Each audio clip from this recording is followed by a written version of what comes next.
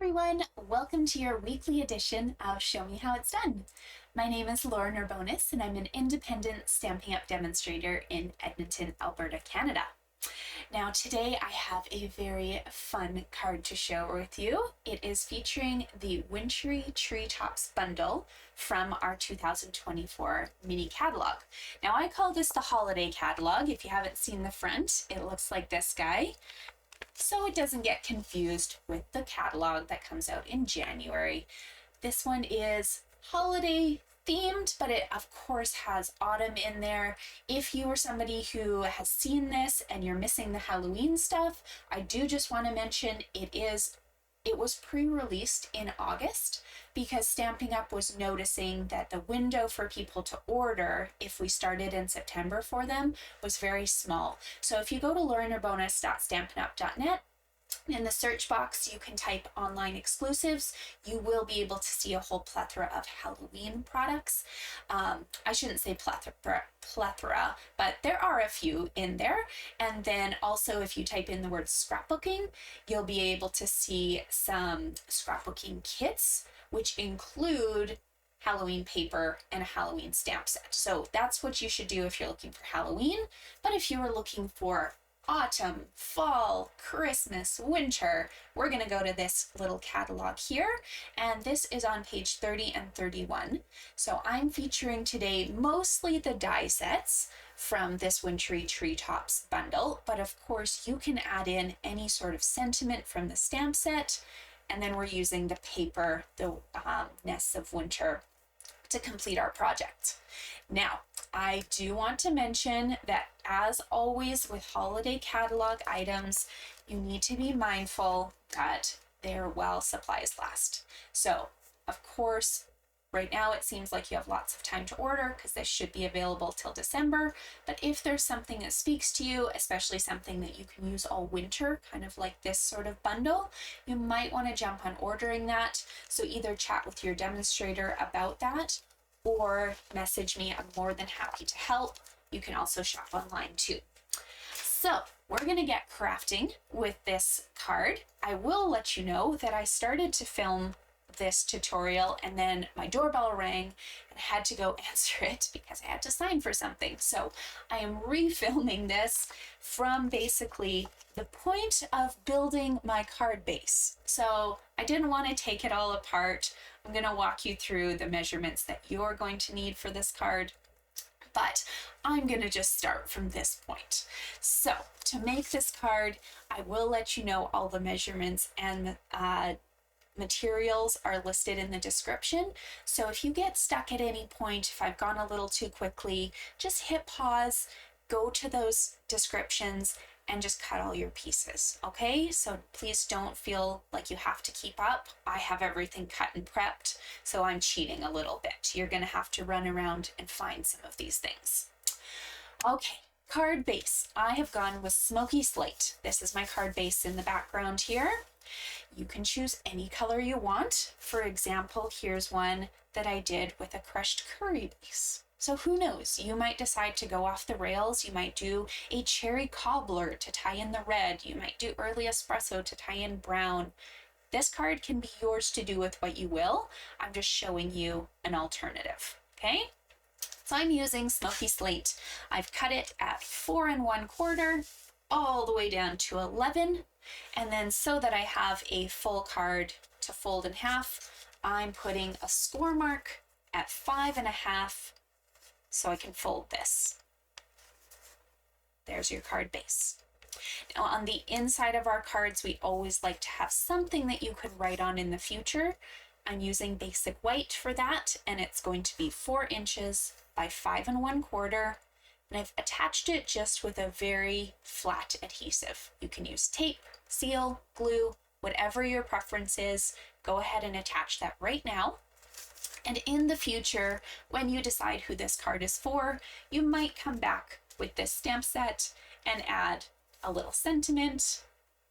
All of these fit, or you can turn this into a seasonal holiday card with one of your other stamp sets. So it's completely up to you, but I actually really like having sets at my disposal that are not purely Christmas right now because I still need to celebrate those winter birthdays in my life and winter celebrations. So this is kind of a good set for me to do that. Now on the front of my card, I have Misty Moonlight. It's also going to be 4 inches by 5¼ And I don't know if you can tell, but I popped that piece up on dimensionals. Just gives it a little bit of lift from the card base and makes your card kind of come to life a little bit more. I'll give you guys a second to do that because of course I have it prepped. Didn't mean to. But I always have my phone on with the front door camera whenever I'm filming, and sometimes I can ignore it, but that one I had to go answer. Okay, on to our card designer series paper. So I'm going to move my base out of the way. For the moment, we need to do a little bit of cutting of some designer series paper to decorate the background of our card. Now I want to preface this job by saying, please do not go and grab a brand new 12 by 12 piece of paper and cut these tiny pieces. The intent of this card, which I kind of like to call just a patchwork background, is for you to use up scraps. So when I prep for my card classes and my events, I often use huge chunks of like 4 by 5¼ from those 12 by 12 pieces. Those are for backgrounds, those are for different fun folds. And I end up being left with lots of little pieces. So what I like to do every once in a while is I go to my shelf, I pick out my packages of paper, and I see which ones have all sorts of tiny little pieces that are probably just going to end up getting given to my kids or, God forbid, recycled by the end of the catalog season if I don't do something with them. So the first card that I made with this kind of theme I did for my all-day retreat back in June. We celebrated the Charming Duck Pond Suite. I designed 3 beautiful projects, maybe it was 4 ahead of this one, 4 projects all centered around that suite. And then I had a bunch of leftover pieces. So this was the last project that I designed for them using all of the leftover scraps. And in fact, here's my little cheat. This one was actually only about this long. You can see it doesn't even poke out the side here because that was all I had left. I had this tiny little piece of this blue dotted paper left, and I needed somewhere for it to go. So that's where my mind started working on how I could evenly lay out a card using all my scraps and nothing went to waste. So here's a bonus project for you. I'm not going to show you how to do this one, but it's the same idea. And who knows, maybe you have a different suite in mind where you're like, oh yes, I have used all these chunks from this paper, but I have all of this paper left, so let's use it. You're going to cut yourself a piece for the sideline here. This is going to be 3/4 inch by 5. 3/4 inch by 5. I'm going to lay it on here so we can see that they all fit. Then we're going to need 2 identical pieces. This top and bottom piece, they can be different papers. In fact, this one is the same paper. I've just used the front and the back of it, but it can be a completely different one too. These 2 are going to be identical. They're going to be 1.5 by 3.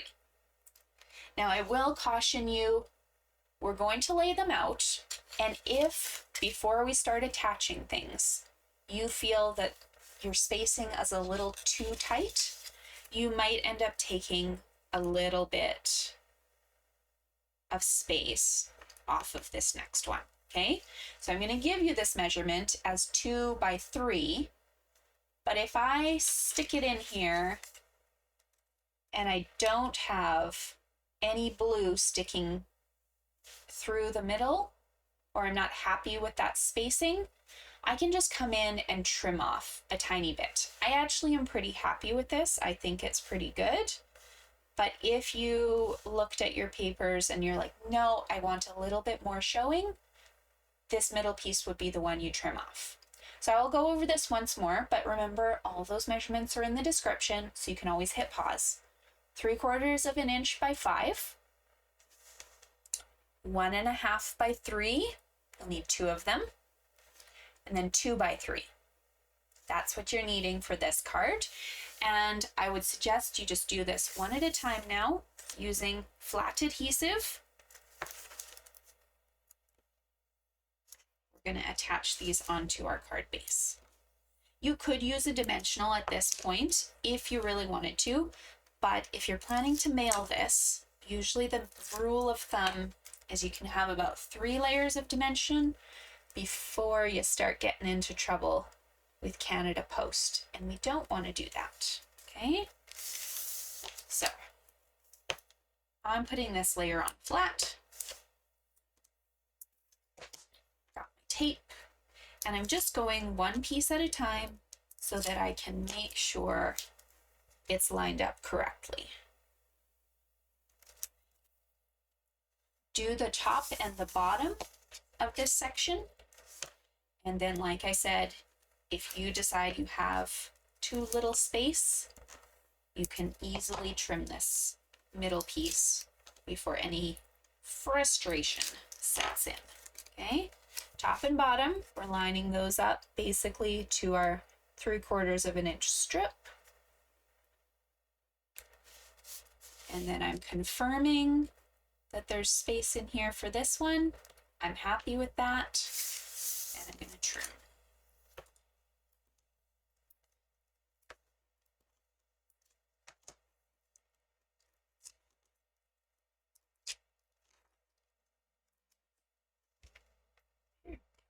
So these 3 were all different papers from the Ness of Winter Designer Series paper pack.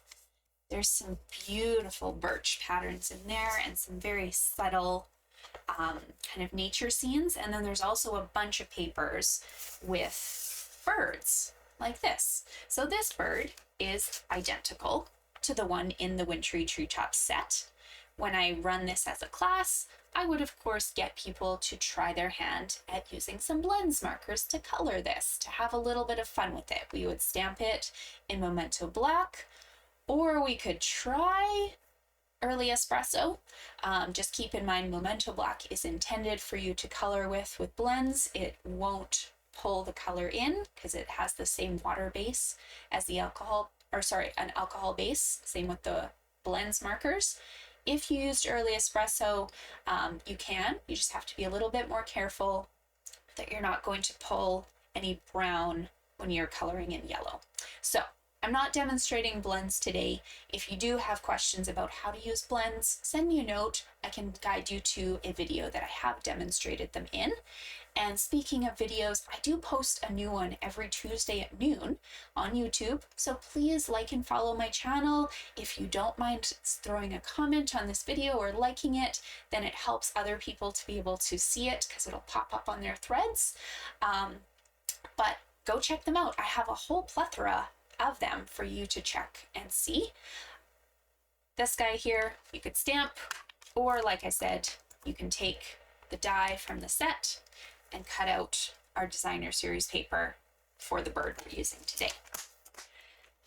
Now this die is not from the Wintery Treetops set, but it's my Stylish Shapes circles. So if you watch my weekly videos, you know that I use this set all the time. I will probably cry the day that Stampin' Up! Says, hey, we're retiring that, unless they come out with something equally as good. But I like that set because it has circles, squares, and banners all in one shot. So you spend one chunk of money and you get all different shapes instead of just buying like one circle set with 15 different things. You only get 4 of the circles, but that's okay. 4 or 5, they're good enough. They're great. I have used, I believe, the largest one with the birch pattern. I'm just going to turn it the other way. So I have this one going horizontal and this one going vertical. If I didn't have that birch paper, of course, you can use something different, something from the set, whatever you want. I'm going to pop this up on dimensionals and put it just to the right of my project. Oh, there we go.